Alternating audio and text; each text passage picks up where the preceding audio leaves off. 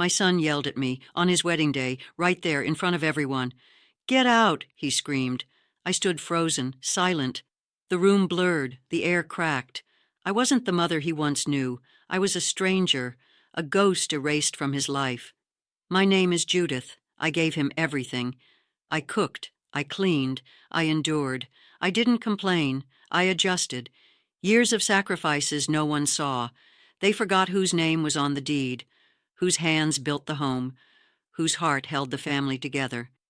Cold tea sat on the table that day, left untouched, like the warmth between us, gone. A broken heater in winter, silent and unforgiving. The injustice hit hard, but I chose silence, not weakness. Turning Point brewing beneath the surface, I didn't raise a child to turn into a stranger, but here I was, invisible.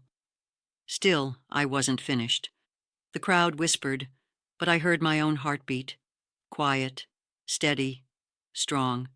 I had a secret, a truth hidden away, one I'd protect, one I'd reveal on my terms. If you've ever felt pushed aside by the people you gave everything to, you're not alone. Subscribe. This is more than a story of betrayal. It's a story of quiet strength, of a mother who refused to be erased, of a woman who planned her own justice. I woke before dawn every day. The house was quiet, too quiet. Only the heater's weak hum filled the cold air, rooms empty but for shadows. I moved like a ghost, silent footsteps on creaking floors, breakfast for 2, then 3, then more, always more. I made his favorite pancakes, golden and sweet. I packed his lunch with care, folding notes inside, ironed his shirts, even when my hands throbbed. I didn't complain. I adjusted, because that's what mothers do. I gave up my space. The corner that used to be mine became his playground. I gave up my name, forgotten in the shuffle of birthdays and school plays. I gave up my place in their hearts, slowly, silently, without a fight. But no one noticed. The photo album sat on the shelf, pages worn and edges curled like old leaves, snapshots of happier times, smiles frozen in film before everything cracked. He grew up too fast, or maybe I just faded too slowly. I was the backbone of that family, invisible, but holding every piece together. Cold tea sat on the kitchen table, always half drunk and forgotten, a daily reminder I put others first, even when it cost me. I cleaned messes no one thanked me for, scrubbed dirt from tiny hands, wiped tears no one saw, mended torn clothes, broken toys, broken hearts. I stayed silent when words could have shattered me, because I didn't want to be the problem, the troublemaker, the woman who made noise instead of love. They forgot whose name was on the deed, whose hands painted those walls with dreams and sweat, who woke up every night to check if everyone was safe. But the coldness grew. The space between us stretched wide, like an empty room with no doors. I heard laughter but never joined in, watched life happen from the sidelines, like a ghost at her own family's feast. I didn't raise a child to turn into a stranger. Yet, there I was, invisible in my own home. At night I clutched a faded photo, him laughing with no idea how far we'd drifted. I whispered to the silent house. I gave them my best years. They gave me their coldest days. That was the truth no one dared speak. I kept giving. They kept taking. Each day a little more of me chipped away. But inside me something stirred. The woman who once waited quietly, unnoticed, unheard, was starting to wake. If you've ever felt invisible in your own family, if you've poured your heart out and got silence in return, you're not alone. The silence wasn't peaceful anymore. It wasn't calm or gentle. It was a wall, a cold, thick barrier between us. He stopped calling. The messages stopped coming. His visits became rare, like a guest who forgot the way home. I waited, hoped, prayed, but nothing changed. Cold tea sat untouched on the counter. The heater broke again. The house felt colder than ever, inside and out. I asked once, then twice, but they never answered. His wife didn't smile when she saw me. She looked through me like I was a ghost from a past better forgotten. His words, sharp as knives. You don't belong here. I didn't argue. I swallowed the sting. They forgot the dinners I cooked, the clothes I folded, the nights I stayed up waiting. I gave them my best years. They gave me their coldest days. Family photos changed. My face faded from the frame, replaced by strangers and new memories I wasn't part of. The locked drawer in the hall, full of secrets, names, dates, things I was never told. I tried to hold on, but my grip slipped. Loneliness settled like dust, thick, suffocating. I moved through rooms I once filled with laughter. Now only echoes remained. I didn't complain. I adjusted, but it wasn't enough. My son's anger spilled over, on his wedding day no less. His voice, raised, harsh, cutting through the quiet church. I stood there, shocked, broken, not a mother's love, but a stranger's cold rejection. I watched faces freeze, friends, family, stunned silence. He yelled words I can't forget, words meant to hurt, to erase me. The broken heater reflected my heart, frozen, cracked. I didn't cry, not then, because tears don't fix broken trust. I didn't raise a child to turn into a stranger. But here I was, invisible, excluded, forgotten. Days passed, weeks slipped by, the silence grew louder. I watched from the sidelines, no invites, no calls, just shadows of the family I once knew. He married a stranger, not me, a woman who kept me at arm's length. Her smiles never reached her eyes. At gatherings I was a ghost, a name whispered, never spoken loud, invisible in plain sight. I cooked meals that went untouched, set a place at the table that stayed empty, folded laundry no one wore. They forgot the hands that raised him, the sacrifices no one thanked, the love I gave without conditions. I didn't complain. I adjusted. Because what choice did I have? But the weight grew heavy, the cracks in my heart widened. I felt smaller, less. Once my son was my world. Now he was a stranger with angry eyes. At his wedding, his fury spilled, his voice loud enough to shatter glass, words sharper than any blade. "You don't belong here." That phrase echoed in the church, a sentence heavier than grief. I stood still, not out of weakness, but because I chose silence. I didn't raise a child to turn into a stranger. Yet that's exactly what happened. The locked drawer held more than secrets. It held my fading place in their lives. I kept trying to reach through, calling once more, hoping for a thread. But the door stayed closed, the coldness remained. I gave them my best years. They gave me their coldest days. No one saw the nights I lay awake. No one heard the silent tears. I carried memories like heavy stones, smiles from the past, hopes now broken. Yet beneath the pain, something stirred, a quiet strength, a promise not to disappear. If you've ever felt pushed aside by the people you gave everything to, you're not alone. The silence wasn't quiet anymore. It screamed, louder than any shout. Empty rooms swallowed my voice. Walls held nothing but cold air. I was there, yet unseen. Dinner plates sat untouched. Chairs pulled back, but never for me. I was a shadow at my own table. I gave them my best years. They gave me their coldest days. I tried to speak. Words caught in locked doors. No apologies came. No explanations followed. Only cold shoulders turned away. His wedding day shattered everything. In front of everyone, he yelled, "I don't want you here!" The words stabbed sharp, but I didn't scream back, didn't cry. I stood still, silent, invisible. They forgot whose name was on the deed, whose hands built these walls. The faded photo on the mantelpiece watched me, young and hopeful, a ghost of the past mocking the present. I didn't complain. I adjusted, but the cracks inside me grew deeper. His wife avoided my gaze like I carried a disease. His family whispered behind closed doors. I became the outsider, the forgotten mother. I gave up my space. I gave up my name. I gave up my place in their hearts. Their coldness was like a locked drawer, secrets hidden tight. No warmth, no kindness, only distance. I cooked. I cleaned. I endured. But they never truly saw me. Cold tea sat on the table, forgotten and bitter. I drank it anyway, because I had no choice. I chose silence, not weakness. My heart ached, but my spirit didn't break. This wasn't the end. It was just the beginning. Days turned into weeks, weeks stretched into months. The silence settled around me like dust, thick and suffocating. I watched from the sidelines of a life I helped build, but no longer belonged to. Dinner tables filled with laughter. Yet my chair stayed empty, or worse, ignored. I gave everything. My best years, my endless love, my sacrifice, they gave me cold shoulders, whispers in dark corners, and a heart growing colder by the day. I tried to reach out. One word, one small sign of love, but the walls closed tighter. I was erased, slowly, painfully. His wedding day wasn't just a moment. It was a verdict, a public declaration of my exile. His voice, sharp as a blade, cut through the church. "I don't want you here." Everyone froze. Their eyes darted between us. Shock, shame, silence. I felt my heart crack, but I didn't cry, didn't yell. I stood like a statue, broken but unshaken. They forgot whose hands painted these walls, whose tears watered this home.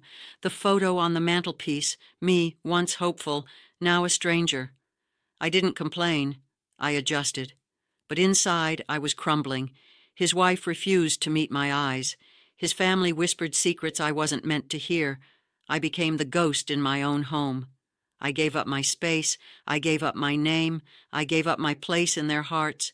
Their coldness was a locked drawer, full of secrets, hidden truths, no warmth, no kindness, only distance.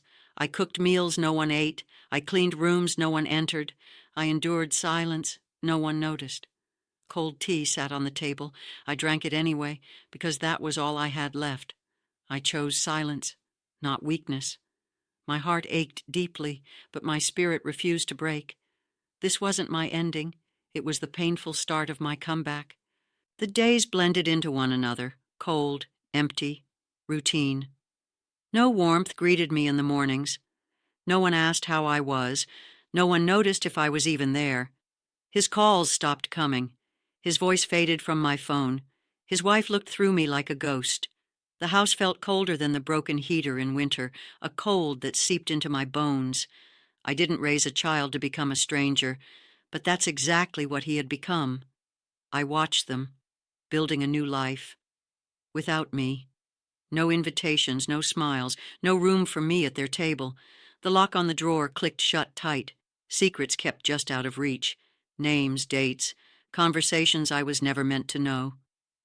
I smiled when I had to, but it was brittle, like the faded photo on the wall, a past I could barely touch anymore. At family dinners, I was a shadow, invisible in the corner, no place set, no chair pulled out for me. They forgot the woman who gave everything, sacrificed without complaint, who held the family together with quiet love. I didn't complain. I adjusted. But inside, the ache grew sharper. My footsteps echoed through empty hallways.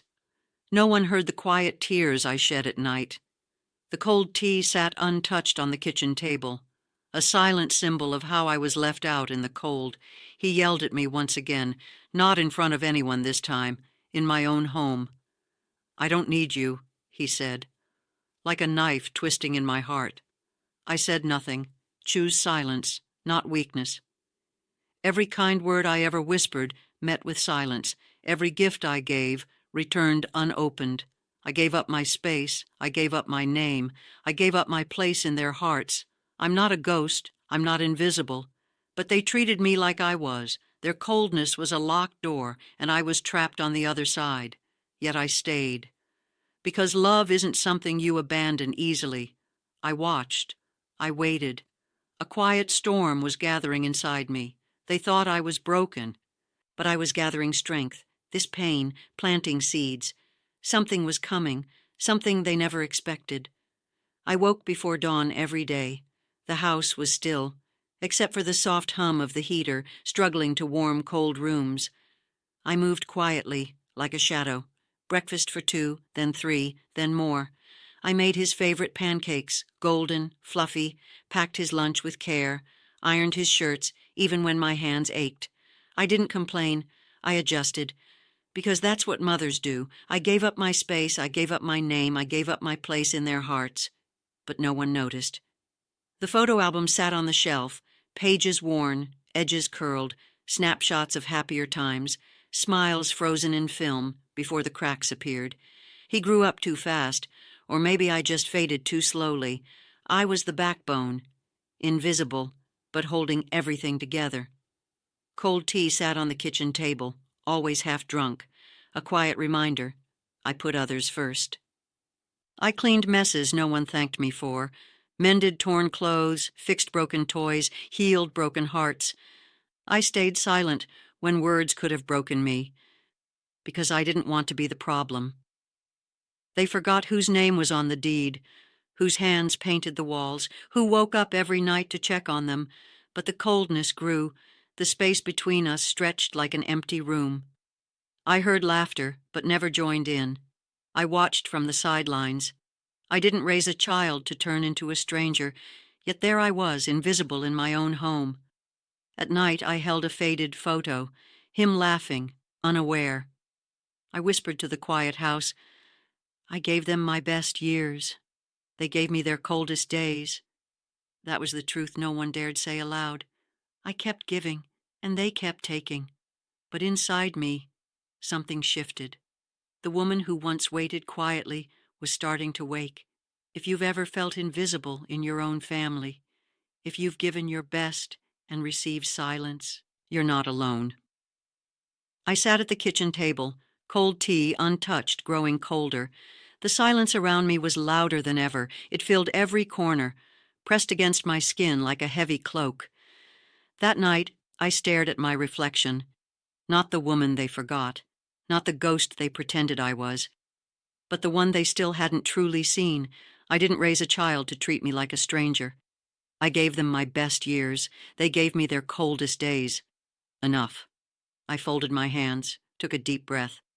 I chose silence, not weakness, no screaming, no desperate shouting, just quiet strength. A steady resolve is growing inside me. I began to plan. Small steps, calculated moves, no rash decisions. The broken heater in the living room, a cold symbol of their neglect, I replaced it. Not for them, for me. A small victory, the first of many. I called the lawyer. One word, meeting. They asked why. I smiled calmly. You'll see. I dusted off old photo albums. Each picture was a weapon, a reminder of what was lost, a tool for the battle ahead. They forgot whose name was on the deed, whose hands built this home, but I hadn't. I checked the papers again, every line, every clause. I started writing letters, clear, calm, undeniable, no anger, no begging, just facts. I sent copies to key people, not threats, truths. They began to notice, a ripple in the water. I took back my power, piece by piece. No one saw the wheels turning. Behind my calm face, at family gatherings I spoke less. I observed more. The locked drawer held secrets, yes, but I had my own keys now. I was not helpless anymore, no longer the woman they could push aside. I built my fortress quietly, brick by brick. I learned to say no without a word. I prepared. For the moment silence would speak loudest, for the moment they couldn't ignore it. The days after, I moved differently, not louder, not angry, but purposeful. I watched, I waited. Every glance, every whisper became my clues. At family dinners I stayed quiet, but my eyes were sharp, noticing every shift, every cold glance. They still tried to push me out, still acted like I was invisible, but now I held the power, not with words, but with presence. I stopped answering calls that hurt, stopped chasing apologies that never came. I wasn't desperate anymore. I was in control. The broken heater was gone. The cold tea was replaced with the warmth I poured for myself. I kept writing those letters, polite, firm, reminding them quietly who I was, whose name still stood on that deed. The lawyer called back. The wheels moved behind closed doors. I wasn't just a shadow in their lives anymore. I was a force they had to reckon with. Some nights, the loneliness still bit, but it was different now, less heavy, because inside a fire was growing. No more waiting, no more hoping. I had plans, clear, deliberate. I wasn't breaking, I was building. Every small victory was fuel, every silent step a move toward justice. They thought silence meant weakness. They were wrong. I chose silence to strategize, to watch, to wait. and when the time came, my actions would speak louder than any yelling ever could. I looked at the locked drawer again, secrets tucked inside but not safe from me. I found allies quietly, people who remembered the truth, people who still cared. Their cold shoulders couldn't freeze my resolve. I was no longer invisible, no longer forgotten. I had taken my first steps back, and I was just getting started. I didn't shout. I didn't beg. I just acted. That morning I woke early. Sunlight barely touched the windows. I picked up the phone, called the bank. "Good morning," I said, voice steady. "I want to review the account linked to the house." The line went quiet. Their hesitation was loud, their names were there, but so was mine. They forgot whose name was on the deed. But I didn't. I spoke calmly, clearly. "I have every right." No anger, no desperation, just facts. Later I drafted a letter. Formal, clear, unshakable, no emotion, just the truth on paper. I mailed copies to my son. And to his new wife, the same one who looked through me like I was a ghost, the same ones who yelled at me on his wedding day. "I didn't raise a child to turn into a stranger," I wrote without saying it out loud. At first they ignored me. Silence met my words. But silence has a way of growing louder. A week later, a reply came. Cold, threatening, but wrapped in warnings. I smiled quietly. I have my lawyer now. Quiet, ready, no chaos, no shouting matches, just steady strength. I kept sending letters, no yelling, just steady, unshakable. At family dinners, I stayed calm. Let their confusion fill the room. They didn't understand. The broken heater was gone, replaced. Now I replaced their cold silence with cold facts. Each letter, each phone call, a small battle won. I cooked, I cleaned, I endured. But this time, I asked for something more. I didn't complain, I adjusted. But this time I drew a line. They forgot their promises. But I remembered every word. At night, I sat with my memories. The faded photo of happier times, the locked drawer of secrets. But now I held the key. My first act of strength was small, quiet, but it shook the foundation. I wasn't invisible anymore. I was the storm they never saw coming. The house felt different, not warmer, just changed. I moved through rooms I once filled with quiet service. Now I move with purpose. I watched, I listened, I waited. Their confusion was a crack in the cold wall they built. At the next family dinner, I said less, but spoke with more meaning. They noticed. Eyes darted to me, whispers started. I sat at the table, solid, calm. No need to raise my voice. Their coldness was a locked drawer, but I held the key. I wasn't begging anymore. I was reclaiming. The broken heater was a symbol. A broken home, neglect, coldness. I replaced it, not for them, for me. That heater hummed a new tune, quiet, steady warmth. It was a small victory, but a victory all the same. I started closing the distance between what was and what should be. I looked through old letters, old bills, legal papers. I learned what I didn't know. I found my footing in facts, not feelings, not anger, facts. Letters sent, calls made, meetings scheduled. They tried to dismiss me, but the calm in my voice grew stronger. I didn't need to shout. I didn't need to plead. My silence was louder, more powerful. At night I sat with the faded photos, the memories of laughter before the frost. I whispered to myself, I gave them my best years. They gave me their coldest days. But now I chose silence, not weakness. I was planning, waiting, building strength, quietly, relentlessly. They thought I was broken, but I was gathering power. The storm was forming. The house was warming, and I was ready. If you've ever felt pushed aside by the people you gave everything to, you're not alone. Subscribe. I learned their patterns, watched their moves. Every text is ignored. Every call is unanswered.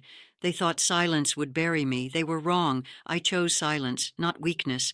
I started keeping a journal, dates, times, words, every slight, every betrayal. My weapon was truth, not noise. At the same time, I began quietly building allies, old friends, neighbors, people who knew my story, my sacrifices. They didn't speak loudly either, but they listened. I made small visits to local agencies, asked questions, learned about my rights. No threats, no demands, just quiet preparation. I organized my paperwork, every bill paid, every contract signed. I put them in neat folders, labeled and ready. Their games depended on confusion. I stripped it away. I stopped cooking meals for the family gatherings. I no longer cleaned their messes. I preserved my energy. They noticed but said nothing. I took long walks alone. The cold tea on my kitchen table reminded me neglect was a choice they made. But I wasn't broken. I was steady. I sent emails to the wedding venue, asked for copies of contracts, payments, and guest lists. They thought I was just the forgotten mother-in-law. I was more. I quietly contacted the lawyer who handled their property, a name I found on an old bill. No drama, just questions, precise, calm, deliberate. They started to feel the pressure. No yelling, no chaos, just a woman who refused to be erased. At night I sat by the window looking out at the garden. The faded photo on the shelf caught the light. I whispered, I gave them my best years. They gave me their coldest days. The locked drawer was no longer a prison. It was a vault, and I held the key. Step by step I was reclaiming what was mine. Not with rage, with quiet dignity. The next morning I woke with a plan, a calm certainty. No one knew what I was about to do. Not yet. I started with small truths, a few well-placed questions at family dinners, casual comments to friends who listened, hints dropped like breadcrumbs. They brushed it off, but eyes flickered, whispers began. I never raised my voice. I let the silence fill the room after I spoke. I didn't raise a child to turn into a stranger, I said once. Not loud, just steady. I began gathering proof. Text messages hidden behind polite smiles, emails marked urgent that were ignored, contracts unsigned. My journal is filled with their neglect and lies. I contacted a trusted old friend. She agreed to help, quietly, someone to stand with me if needed. I paid attention to every detail, their hidden agendas, their carefully crafted stories, the fractured family facade. My cold tea sat untouched again, a reminder. I wasn't the one freezing. I made calls to local legal advisors, discreetly, nothing official yet, just questions, information. They forgot whose name was on the deed. I made a list of everything owed, everything taken. I looked at the faded photo on my shelf. A symbol of what once was, what I refused to lose. Their cruelty was loud in its absence, but I held my peace like armor. I returned to the locked drawer. Inside, letters never sent, photos never framed, memories stored away like treasures. I whispered, I chose silence, not weakness. I began reclaiming my space, moved things around the cottage, cleared out the shadows, light filled the corners. They thought I'd broken, but I was just sharpening. Their games were unraveling, one quiet step at a time. I reached out to the wedding planner, asked for the guest list and payment records again, this time more firmly. No excuses. They were starting to feel the walls closing in, not from shouts or tears, but from calm truth. The power was shifting. I wasn't invisible anymore, and soon they would see. The house felt colder than ever, not because of the broken heater, but because of the truth I was about to unleash. I sat at the kitchen table, letters and papers spread before me like armor, evidence lined up like soldiers. They forgot whose name was on the deed. I didn't just wait anymore. I moved. I contacted the wedding venue again. This time, I asked about cancellations, deposits, everything. The answers came back incomplete. The groom's family had cut corners. A knot tightened in my chest. Their disrespect wasn't just personal, it was financial. I printed copies of contracts, emails, photos of empty seats were saved for guests who never arrived. I reached out to the caterer. Their silence spoke louder than words. Someone had taken their money. Someone had lied. I wasn't just fighting for respect. I was fighting for justice. I arranged a meeting with a lawyer, not to yell or scream, but to understand my rights. I listened. I learned. I gave them my best years. They gave me their coldest days, I said softly. I gathered witnesses, friends who saw the neglect, family members who whispered their doubts. I wasn't alone. The day came to send the letters. Calm hands sealed each envelope. No anger, just facts.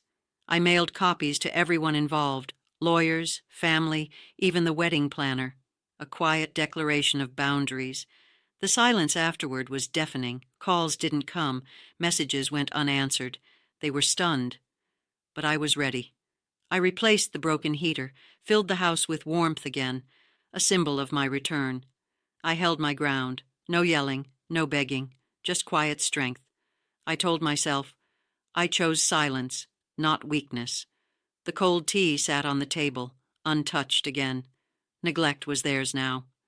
I lit a candle in the evening. Its flame is steady, unwavering, a beacon for what was to come. Their cold days were ending, and my time was just beginning. I watched from the sidelines, not as a defeated mother, but as the author of this quiet reckoning. I sent the letters, no more waiting, no more silence. Responses trickled in, cold, sharp. The family scrambled. They tried to deny, to cover up, but facts don't bend. The wedding planner called first. Her voice was tight, nervous. She admitted the truth. Payments missed, promises broken. Next came the caterer. They confirmed the deposits vanished. The emails I had saved said it all. Proof of lies, proof of disrespect. I met with the lawyer again. She smiled, approving. "You've done your homework," she said. I filed the complaints, not with rage, with dignity. Judith didn't scream. She let her actions speak. The family's facade began to crack. Whispers of guilt, fear of exposure. The groom, my son, avoided my calls. But his silence was loud. His betrayal is clear. I remembered the phrase I repeated so many times. I didn't raise a child to turn into a stranger. The house was filled with tension. No yelling, just cold glances. But I was calm, confident. The locked drawer in my mind opened. Secrets spilled onto the page. I arranged meetings with the venue. Official inquiries launched. The financial mismanagement was exposed. Their careless betrayal became public knowledge. Still, I stayed quiet. No drama, no shouting. Justice didn't need noise. It needed facts, and I had them. The once hidden truth spread slowly, like dawn breaking over a dark night. People began to see the neglect, the lies. I sat in my quiet cottage. Books and memories surround me. I wasn't just surviving, I was winning. The cold tea remained untouched. The broken heater was replaced. I lit another candle, a symbol of resilience. Their world trembled while I stayed steady. This was my revenge, clean, legal, unstoppable. They tried to silence me, but I chose silence, not weakness. The phone rang, a lawyer from the venue. "Your complaint has weight," she said. "I'm forwarding this to our board." I felt no triumph, just steady resolve. I wasn't out for chaos, I was out for justice. The family's defenses began to falter. Subtle cracks appeared. My son avoided me even more. His eyes no longer met mine. He whispered apologies that never reached my heart. I kept my distance. I didn't complain. I adjusted, I reminded myself. At night, the house was colder. No warmth from those who once called me mother. But I built my own warmth. Books stacked high. Letters neatly filed. I wasn't just waiting for justice, I was owning my space. The faded photo on my mantel caught the light. It was a reminder, a past cherished, a promise broken. I sent the final notices, clear, calm. No more delays. The family lawyer responded with a thinly veiled threat. "I suggest you reconsider." I smiled quietly. I chose silence, not weakness. At the local cafe, Martin met me. His eyes are kind. "No shouting," he said. "Just strength." I nodded. This was my path. The cold tea sat untouched on the table, a symbol of what I refused to accept. I filed the financial proof with the authorities. Slowly, the pieces fell into place. The broken heater was fixed. A small victory. The locked drawer was no longer locked. Secrets revealed. The family's reputation started to crack. Whispers grew louder, no more ignoring the truth. I watched them scramble, but I remained steady. I gave them my best years. They gave me their coldest days. The community began to notice. Some reached out quietly. Others turned away. But I was no longer invisible. I wasn't just a mother betrayed. I was a woman reclaiming her power. Every letter sent, every meeting attended, every silence held was a step forward. Justice doesn't shout, it moves quietly. I had become the calm in the storm. The family's cold front couldn't touch me anymore. I was no longer a victim. I was the architect of my own future. The board meeting was tense. I sat at the back, silent but present. No raised voice, no tears, just the weight of years packed in a quiet woman. The accusations I laid out were clear, concrete, unshakable. I gave up my space, I gave up my name, I gave up my place in their hearts. Their denial was weak, the cracks showed, the room shifted, the board members exchanged looks. One voice, tentative at first, then stronger. "We must investigate." I nodded. Justice was no longer a whisper. It was a demand. Outside, reporters waited, but I didn't give them the satisfaction. I refused to be their spectacle. This was about dignity. Weeks passed. The family's facade continued to crumble. I received a letter, an invitation to mediation. No more silence, time to speak without shouting. At home, I prepared, careful, methodical.